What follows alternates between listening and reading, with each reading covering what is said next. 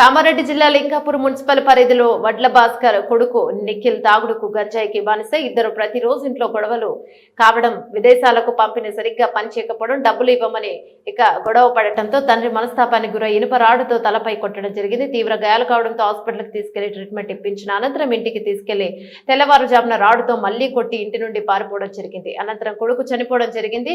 Additional SP Chaitanya తెలపడం జరిగింది. కేసుని సిఐ రామన్ టౌన్ ఎస్ఐ రాజు కేసును చూస్తున్నారని తెలిపారు.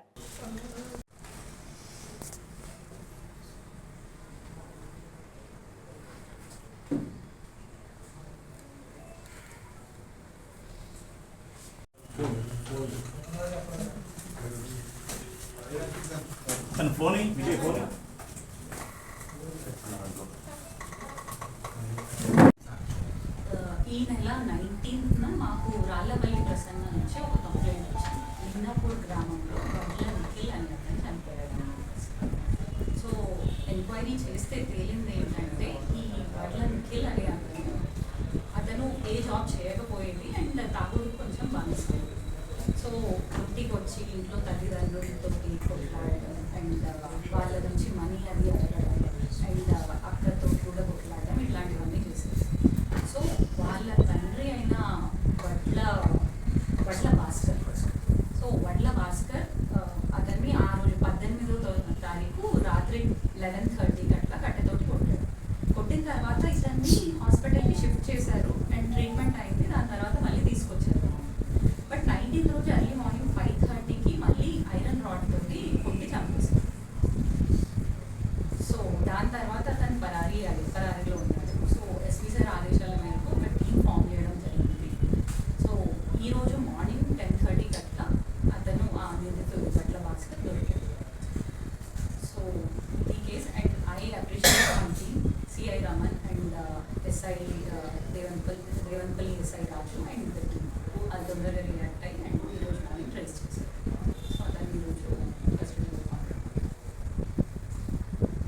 కొడుకు కంటిన్యూస్గా ఏ జాబ్ చేయకుండా కంటిన్యూస్గా తాగడం అదంతా దాన్ని ఇన్ఫ్యాక్ట్ విదేశాలకు కూడా పంపాడు తండ్రి.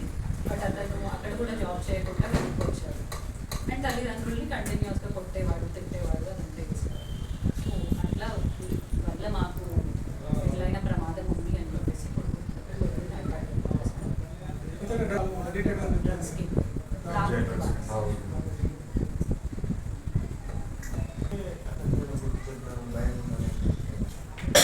ఇంటెన్షన్ తోటి ఐరన్ రాడ్ తోటి అటాక్ చేశాడు. మిస్సింగ్ అయిన మర్డర్ అయిన వాళ్ళు భార్యలు భర్తలను చంపిన కేసులు అన్ని సాల్వ్ అయినాయి కదా. ఈ ఒకటి మిస్సింగ్ కాదు, ఫస్ట్ మీరు చెప్పింది అది 1 year missing and recently trace అయింది. అండ్ ఈ 5 సంవత్సరాల మిస్సింగ్ మీరు ఏదైతే చెప్తారో నేను ప్రాపర్గా ఎంక్వైరీ చేసి ఇప్పుడు గట్టా ఈ విషయాలు సిఐడి కూడా పంపించారు. వాళ్ళు కాంప్యూటర్ అన్ని పంపిస్తే గురించి నేను ప్రాపర్గా తెలుసుకొని చెప్తాను. ఇప్పుడు నేను ఏది చెప్తాను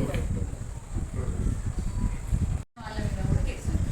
సో అండ్ ఫర్దర్గా ప్రెస్ వాళ్ళు కానీ యూట్యూబ్ వాళ్ళు కానీ ఎవరు కానీ ఇట్లాంటి ఎక్స్టార్షన్స్ కానీ ఏది చేసినా కఠినమైన చర్యలు తీసుకోవడం జరుగుతుంది. యూట్యూబర్స్ పైన కేసు పెట్టడం జరుగుతుంది. ఎగ్జాక్ట్ సెక్షన్ వాళ్ళ నిఘా అయితే ఓకే. ఇంకా ఫర్దర్గా ఎంక్వైరీ చేసి వాళ్ళు కొట్టి వాటికి డబ్బులు లాక్కొని వాళ్ళకి తీసుకొచ్చి వేరే ప్లేస్లో పెట్టిన వాళ్ళ మీద ఇలా కొట్టడం అవన్నీ ఎలిగేషన్స్, అవి ప్రాపర్గా ఎక్కడ ప్రూవ్ కాదు. అట్లా ఏం డివిజన్కి వచ్చిన మొత్తం